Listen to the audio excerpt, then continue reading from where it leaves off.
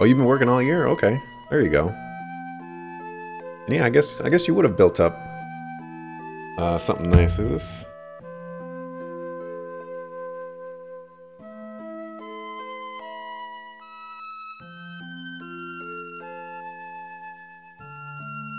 Guess they're recounting all the Wondaba. Oh, oh, it's it's credits time. Oh, well, alrighty. Let's try to finagle with this. Alrighty, I finally beat it. This. It has been way too freaking long. I have spent so much time on this game. I'm just glad to see it over with. It has been a struggle. It has been a struggle. But it's over. Happy. Over. So, I gotta go through my thoughts. And I have a section for before my thoughts. Because just a lot of stuff has been going on with this game. I've tried some new things. And essentially, it's my first playthrough of me cutting out random encounters on the YouTube side. So, hi YouTube. I've experimented with this with Golden Sun 1 and 2. I ended up not continuing with it because it's just a lot of work and there's a lot of random encounters. It's tedious, it's time consuming, but for this particular game, I think it was worth it just because of the struggle of how many random encounters there actually were. And I'm going to tell you how many random encounters there were before this today and yesterday, I guess, because I didn't do those. And it's something that I will likely never ever do again. It it just takes a lot of time. You know, like if I stream for an hour and a half, I don't know why there's no music, by the way. If I stream for an hour and a half, I'm essentially spending 45 minutes to an hour and a half watching the VOD, cutting out random encounters and things like that. And it, you know, just takes a lot of time. But there is some cool data to extract, which I will get to a little bit later, that I'm actually really happy with and has been kind of like the driving force for me, because it's just really cool to see what else could happen as far as like where the data is going to go. Also in regards to like cutting out random encounters and things like that, I've had to train myself not to talk in certain areas. Like it's kind of gone down to the point where I would talk in a random encounter and then I wouldn't talk outside of the random encounters because I have so much time to talk in random encounters. But outside of that, you know, I'll take like a few steps and then I get into an encounter. And so it's very difficult to carry on a conversation like that. And that's another reason why I probably won't be cutting random encounters in the future. But who knows? Maybe I will. Let me see. And then I have some conflicts with like just the game design of this game, because on one hand, I know how to make it easier for myself, but on the other hand, it's going to be an unpleasant watch, or it's going to be more of an unpleasant watch for me to do that. Like for example, going through that last dungeon where my party gets split into two. I can make that easier for myself by right before I swap to the next party, I unequip all the status effect items, I go to the next party, I equip them, I make the run. That would make it a whole lot easier, but it's just obnoxious, you know? And so like the other side of that coin is, well, it might just be, you know, designed very poorly. You can make a decision there. I'm just gonna press A. So who knows? There's a weird noise going on outside. And then also this game is just brutal. It's uncaring, and it's just not a very nice game. As far as like how it treats you as a player, which I'll get to later, but it's definitely been one of the most punishing games that I've ever played. So, with that being said, the story I thought was actually kind of cool, or at least very interesting, where Kairu is born as this like magicless, we'll call him like creature, even though he's just, you know, a human basically, and they treat him as if he has this curse or this disease, and his adopted father is like the duke of this important nation and whatnot, and you know, Kairu is his son, and he has to exile his son because he wants him to get the power of magic back.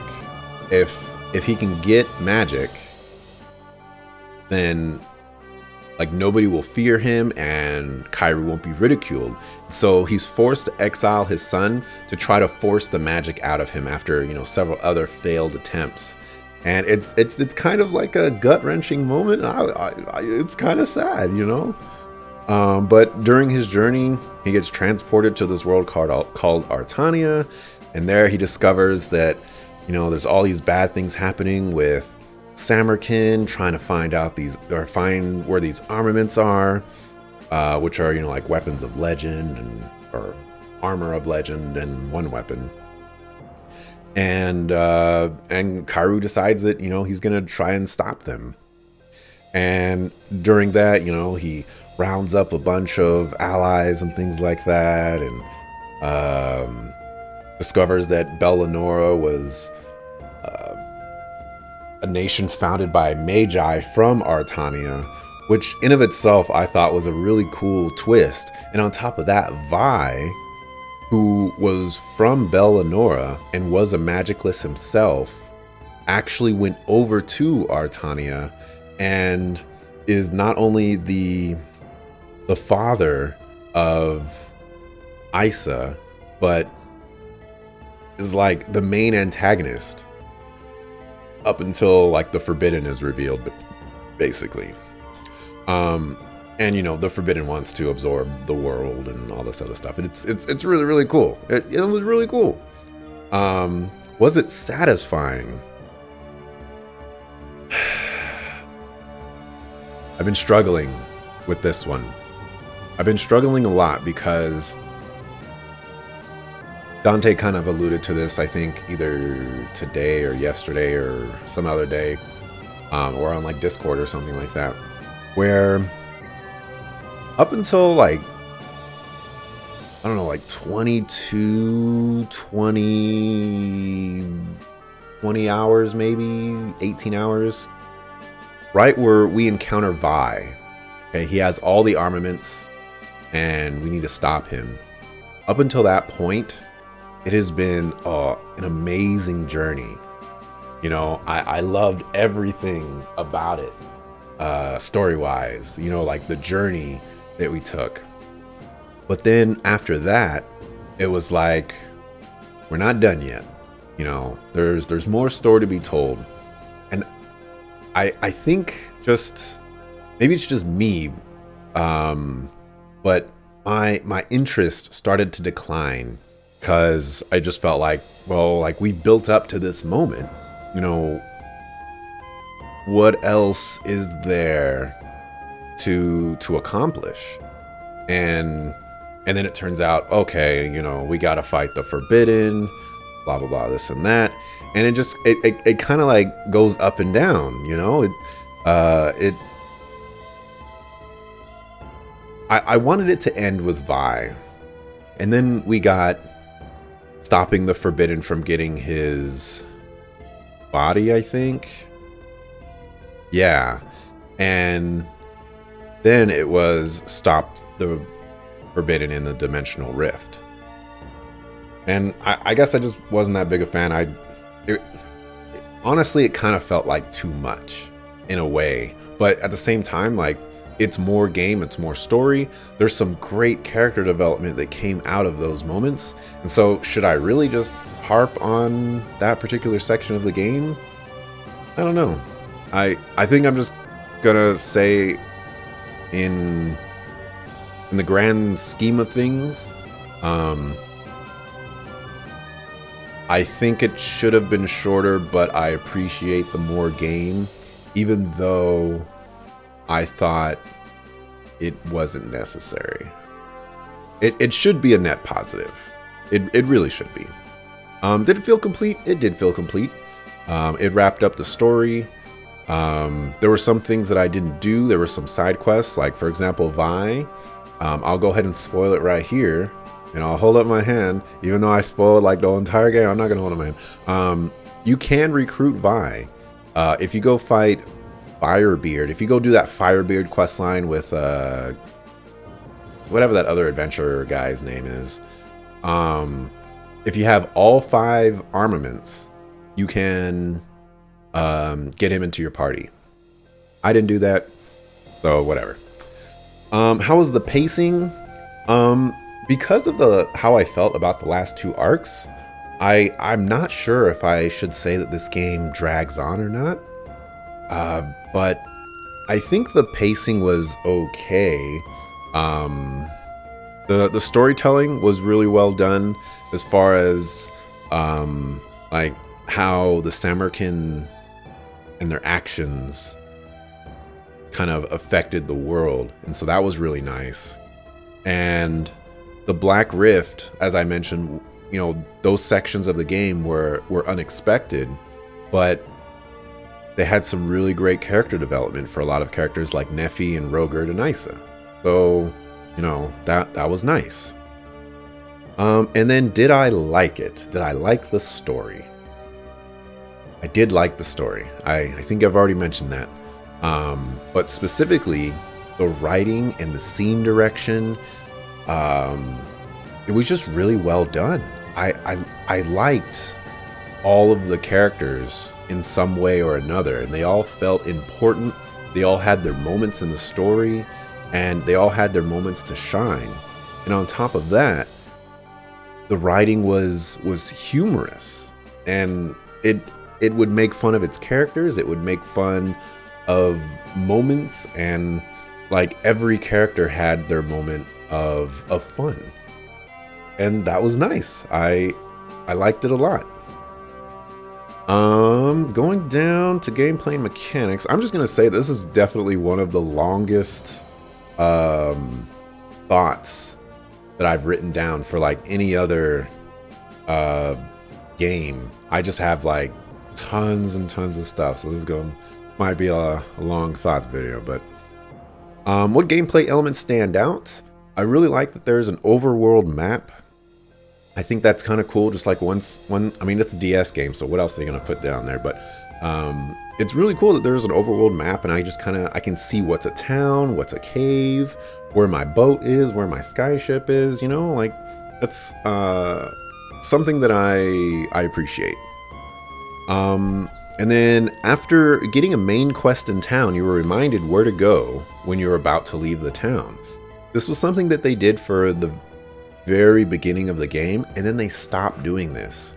And it's kind of sad that they stopped doing that. Maybe it's because they kind of opened it up a little bit more with the boats and whatnot, so it was a little bit more open world, but I really wish they kept that going. It was a missed opportunity, you know? I mean, if you're gonna help the player in the beginning, help them out later on too, you know? Whatever. Let's see. When Nephi left the party for the first time, Isa joined shortly afterwards. There's a cardinal sin for me where if you remove, like, you're removing key party members from the game, and this game does commit that cardinal sin, but they put me, well, it removes the key party members, but they do give them back. So it doesn't commit the cardinal sin, but like it qualifies for anyways. Isa, like, I don't want to say immediately, but very shortly replaced Neffy for the third party member. Dogs are barking. And I really appreciate that. Even though I think Isa's like the worst character, it was very nice to have the game kind of fill that void. There's a mechanic where you can recover MP. I'm unsure if it's done by walking around or in combat or outside of combat or whatever. I don't know, but it doesn't seem to update until you get into battle anyways. So I thought that mechanic was kind of cool. A lot of games don't do anything like that. And a game like this, where there's millions of random encounters, it's appreciated to have, you know, just one little edge up as far as combat goes. Equipment is overcosted. Enough said. There was no confirmation prompt to purchasing items. Additionally, you cannot purchase multiple items in one purchase. This one was a weird one. I've never played a game to my recollection where you don't get a confirmation for buying something. And this seems really small, but like accidentally purchasing something and then the point right above it where equipment is overcosted, you could spend a lot of money on something that you never should have bought. And because, as I mentioned before, this game is so punishing and brutal, you might have to live with that purchase because of where the save points are located, where you've saved previously. Things like that just compound on each other. Unable to run from random encounters. The asterisk next to that is Rogard can run from random encounters if he's in your party, but it costs 8 mana, which didn't really come into play that often. I think I used maybe like 2 items, maybe 3 items the entire game to keep him running from encounters. This dog is still barking. It was fine. I mean, I didn't like that you couldn't run from random encounters without Rogard, but at the same time, well, no, I'm just gonna say I didn't like that at all. Limited item uses in combat. That was a very interesting one. For example, like those blue potions that heal 250 HP, you can only use 5 of those per combat, no matter how many you have in your inventory. And I can see a reason for that, but I don't really see the necessity for that. It's an interesting choice, and I personally don't think I saw anything that justifies that particular choice. Let me get on to dying is unbearably punishing. It saps hours, or it can sap hours of progress, and that progress more often than not is random encounters being so frequent and taking too much time to complete. I don't think there's very much that I can expand on that, other than there's been a couple of times where I've died in a dungeon and I just thought to myself, should I set this game down? Because I just lost like an hour and a half, 2 hours of progress. Now I got to go through this whole thing again. I got to fight all these enemies again. I got to get all these treasure chests again. It's just a lot. And this dog is still barking and is driving me nuts. For the combat, it's kind of similar to Final Fantasy VII and Chrono Trigger, which I didn't have any problems with. I thought it was a decent combat system that could be improved upon, but as a base for it, it was good. Oh, don't go outside and start barking. This freaking dog. character damage drastically falls off in the later portions of the game in comparison to how high random encounter HP pools are. This was something that I've been complaining about for the last like 8 hours of this game, maybe even more than that. Kairu's damage was the only one that actually started to eclipse like a ratio of doing more damage than HP for like turns. So like, for example, there was a portion where I was doing like 1600 damage and enemies only had, you know, like 5k HP or something like that. So within like a turn, I could probably kill an enemy, you know, with a couple swings of either Kairu or the entire party altogether. That changed to where we have enemies with 11,000 HP. I'm doing 1500 damage with Kairu and like 1,000 damage with everyone else, and suddenly I'm up against 3 enemies that have 11,000 HP, and it gets out of hand from there. Kairu is the only character that I felt was doing competitive damage for a very long time. And maybe it's because I wasn't using all the other characters. Like Roger does a lot of damage too, but I just felt that he was kind of weak overall. And then random encounter rate is overtuned and higher than it should be, but I don't think it's too much or overwhelming. I have that written down. Technically, I still feel that way.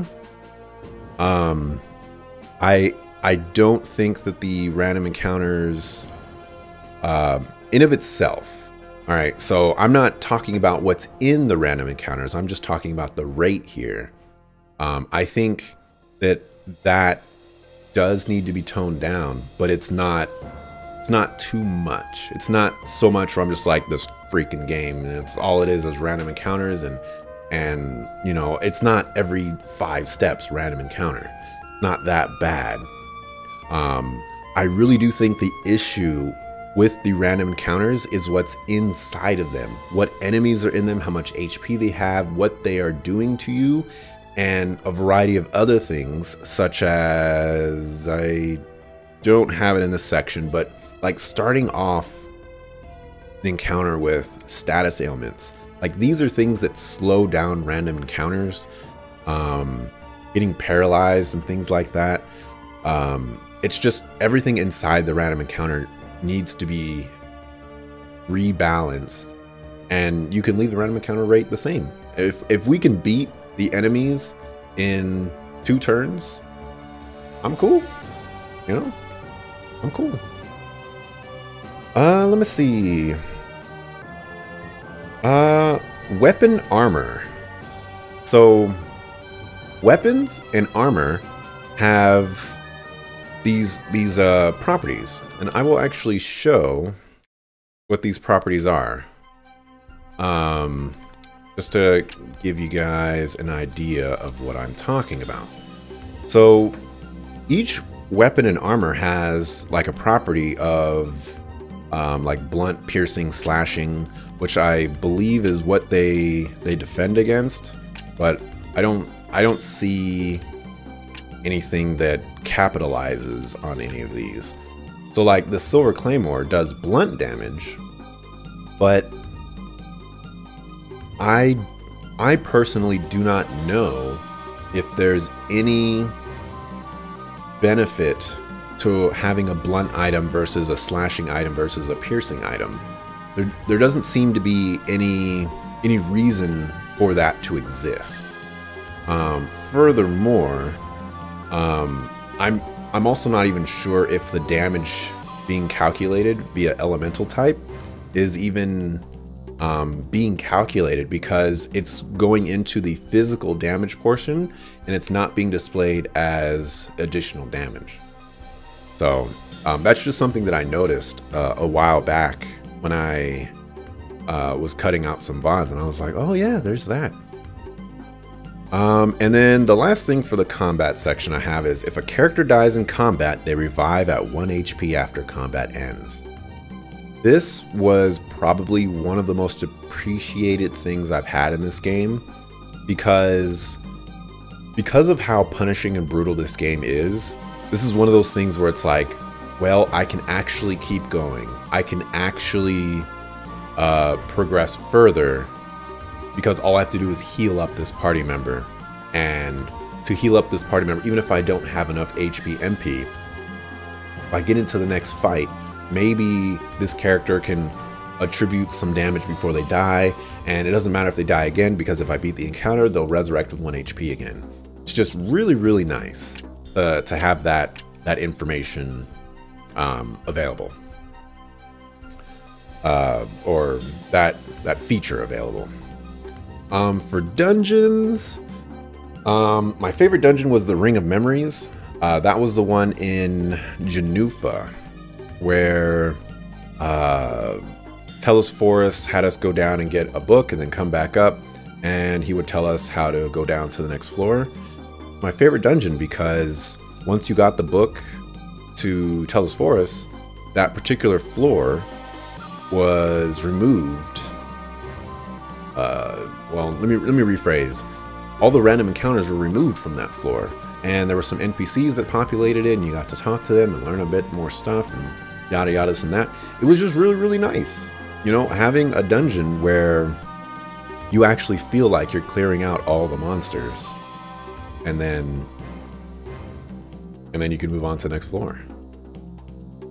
I wish they did that more. The worst dungeons were the House of Blackstone. This was one of the earlier dungeons where Asai joins our party for the first time.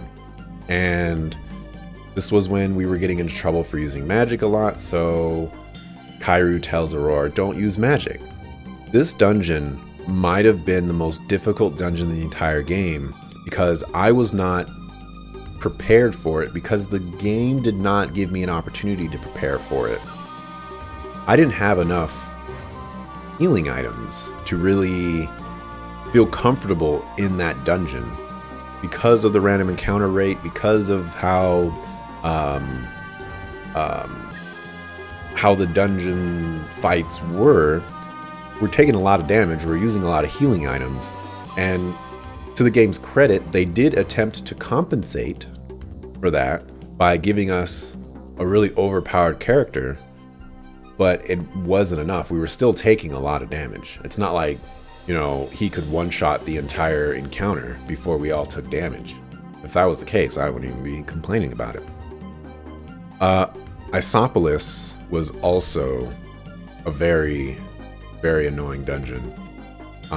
I don't know if any of those fights made it onto the YouTube side, but oh my goodness, some of those fights were taking like 3-4 minutes, and it was just too much. I'm also going to add this last dungeon here.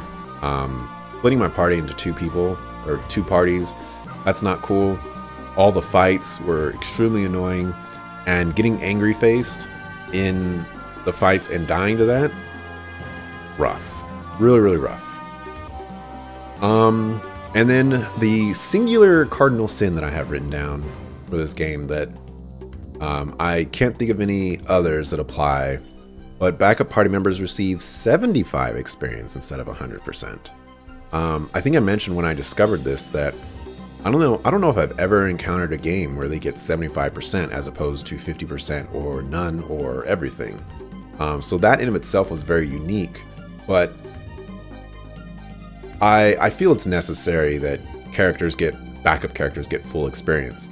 In a situation where I would have to use all of my characters for the final fight, I could run into a lot of trouble when all of my other characters are 10 levels down, you know?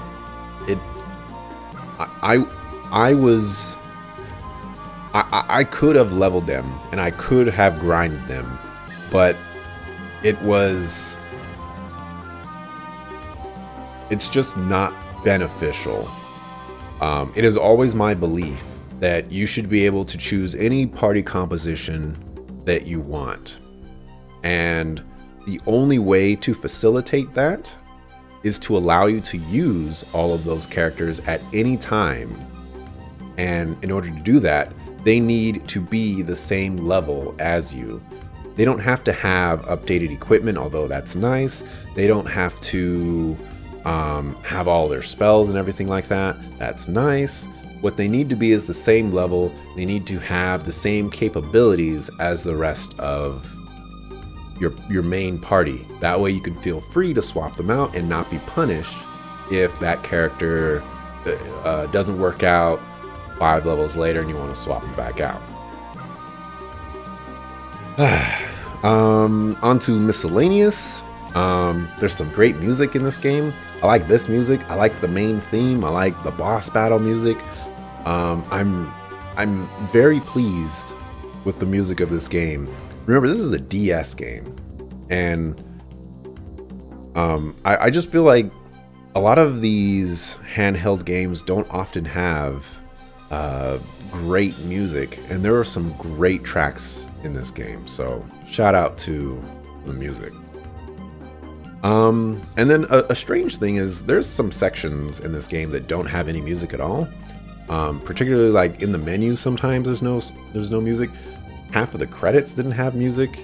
When you're loading a save, there's no music. It's just kind of weird. For the graphics, I dig the graphics. I love the pixel art. I love the spells. It just looks nice. It legit looks like an old school JRPG, and I dig it. Some of my favorite characters were Aurora and Nephi, just because their dialogue was so entertaining and so fun.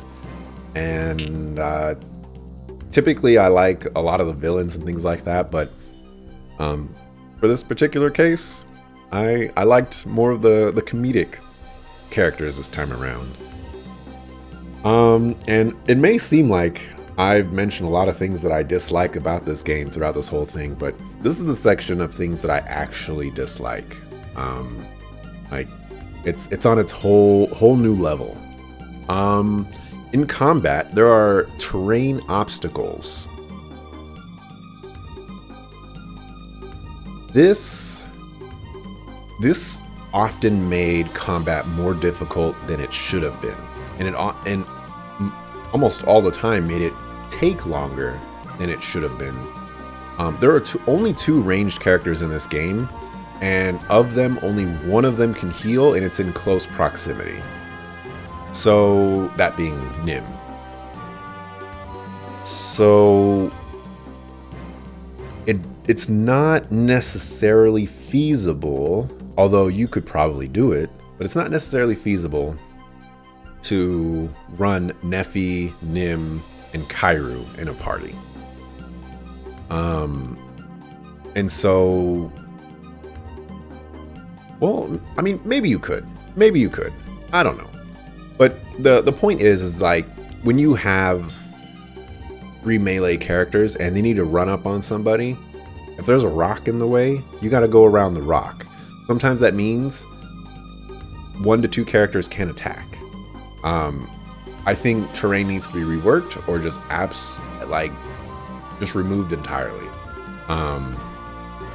It adds an unnecessary challenge to the encounters when there's already enough counters. There's tons of HP and things like that. It's just one of those things where, like, again, like, the encounter rate is fine. It's what's inside the encounters that are not. I'm dropping frames.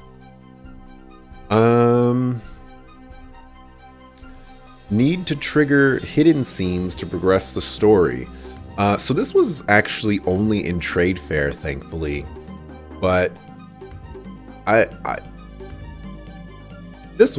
was just really annoying. Where I didn't know where to go.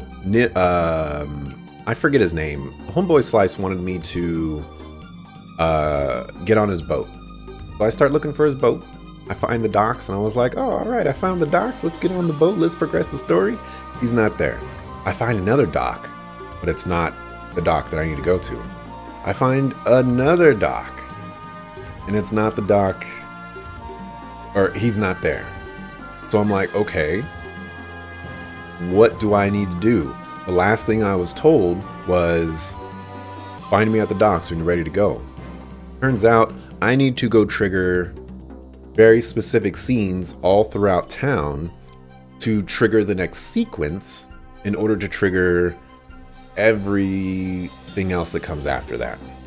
And it was obnoxious because I had to talk to essentially every NPC or visit every NPC in the entire town. And if I had not done that, I mean, like, what was to tell me that I needed to do that?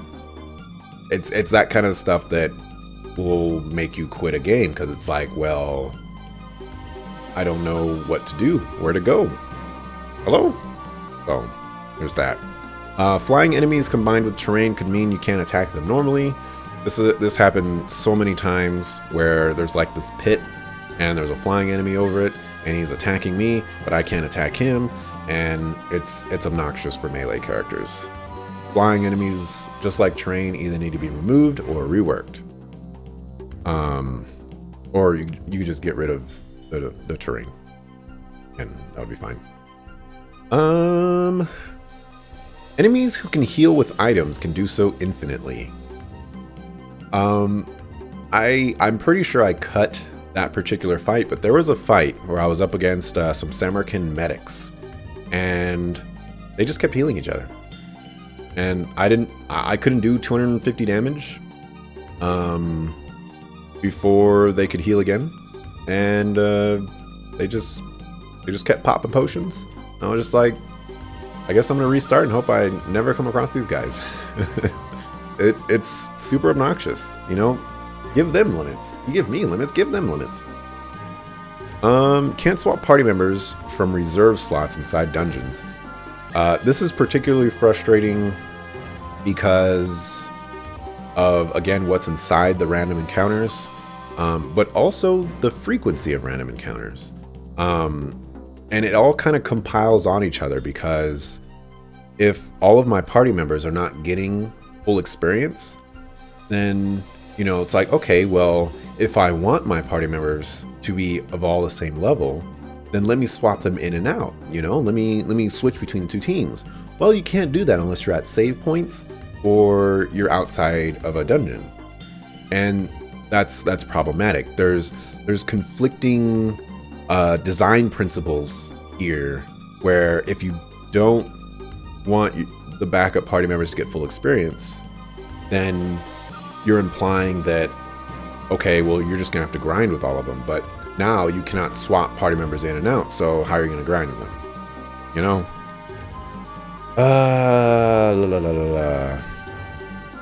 Escape timer runs down in combat. This is just something that, because the random encounter rate is so high, and because the encounters can take a long time, when I was at I'm forgetting the name of it. Abraxas's like temple or house or library or whatever is like on this high place or whatever. They're just a situation where you're running into too many random encounters, and if you don't have Rogert in your party, you can't swap him back in. You're gonna be forced to do all the random encounters. You could run out of time. I think they only gave you like 10 minutes. Encounters take 30 seconds to a minute to 4 minutes, sometimes even more if you get like those talking guys in this last dungeon. It's a lot to deal with, you know. It's a lot. It's crazy. Luckily, I had Rogert in my party, and that was purely on accident too. Gold Rush doesn't guarantee running away. I don't actually think this is necessarily true. I might have tried that on a boss, but if it is true, I don't like it. On death counterattacks, there's a section where we went to like that airport place, and I was just running away from encounters because, you know, I was sick and tired of this game. And Linkos or Lucas, he was rebuilding the ship. There's like these enemies there that just attack you for running away, or enemies attack you for dying. It's obnoxious. Splitting up the party for solo, duo, and various compositional fights, most of the time with no save. Don't split my party. I don't want to do a solo fight with a guardian.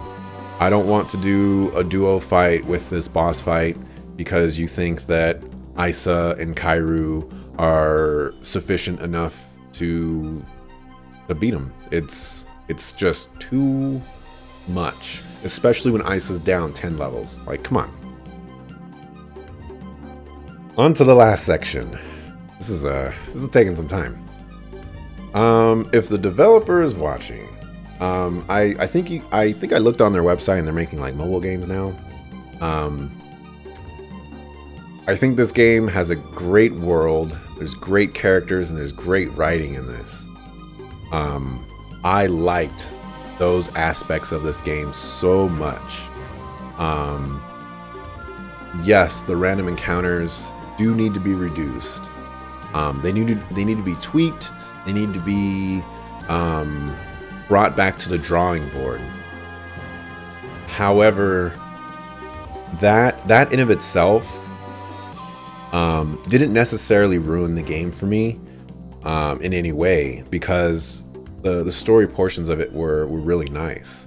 And to be honest, I actually think that this game could probably have been split into 2 games. Although, you know, I appreciate that, you know, they packed everything into one, and it does complete itself. The concept of terrain and combat needs to be reworked, and I wouldn't mind a sequel. Crazy enough. Despite me getting kind of fed up with the game and where it's been going, I want a sequel. I'll take it. I don't know where it's going to go. I don't know what they're going to do, but I wouldn't mind it.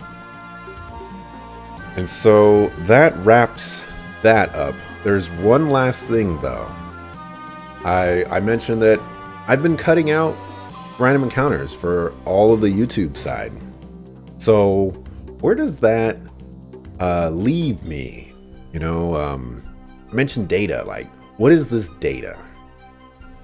So let's go ahead and go over here. Let's bring this over here.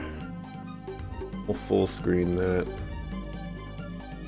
And over here. Alrighty. So let's I forget how to. I guess I can't zoom in. Can I not zoom in? There we go. Alrighty. So on the Twitch side, for what do we have? 57 episodes. There's probably going to be like 61 or something like that total. But out of 51 episodes, the game length is 34 hours, 30 minutes, and 12 seconds on Twitch. All right. And then YouTube, 20 hours, 8 minutes, 6 seconds. Out of all that time, I have cut 715 encounters from all of those parts, all 57 parts. Okay. The difference between the YouTube side and the Twitch side is 14 hours, 22 minutes, and 6 seconds. That is a 41.64% difference. So keep in mind that I also cut out my deaths, some travel time if I died in a dungeon, I skipped up until the point where I died or close to it. But that doesn't make up for like anywhere close to the majority of this time. And so in essence, or like just in general essence, 14 hours of this game were random encounters. 41% of this game was random encounters. That's a lot. That is a crap ton of encounters. I basically just cut it down so you can kind of see what numbers I'm working with here. I think 39 was the most encounters I've cut out.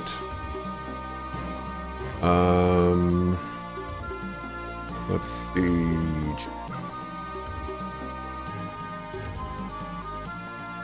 Keeps scrolling. Yeah, there's 39 right there. Episode 52.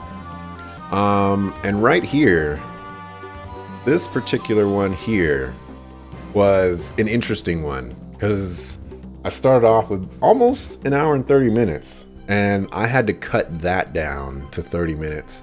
And it wasn't like, oh man, I need to cut this. And it was like legit, like I had that much stuff to cut from it. And it wasn't just random encounters, you know, like I died and it was just obnoxious. There's a lot of the random encounters in there are really lengthy random encounters, but that's the data that I've been collecting. Sadly, I won't be able to include it for the final dungeon, but you know, there you go. 41.64% of this game could essentially be dedicated to random encounters. That's a lot. Interesting stats. But anyways, that will wrap it up for me for Black Sigil. I appreciate you watching. I will return for another game that I haven't quite decided on yet. I'm not sure if it's gonna be Super Mario RPG, maybe Paper Mario, maybe something else. Smash Brothers Ultimate is coming up soon, so I'm not sure if I want to get into a lengthy game or a short game, something like that. But yeah, I'll go ahead and catch up here on the chat. Blah blah blah blah blah blah. So it's not like Pokemon where every step is a random encounter. Not quite that bad. Not yet. And you just realize I have a green screen? I do have one. Well, it's actually a blue screen. If I disappear here, over here, see it's blue. But yeah, anyways, that's gonna be it for me. I appreciate you watching. I'll be back Monday, 6:00 p.m. Pacific, and I'll figure out what game I'm gonna play. I'm taking the rest of the weekend off. This game has filled my thoughts with a lot. It's kind of taken over my life in a lot of ways. So I'm gonna enjoy the vacation that I get from it. And I might just take Monday off too. You know, I don't know. But whatever. I'll see you when I see you. Peace.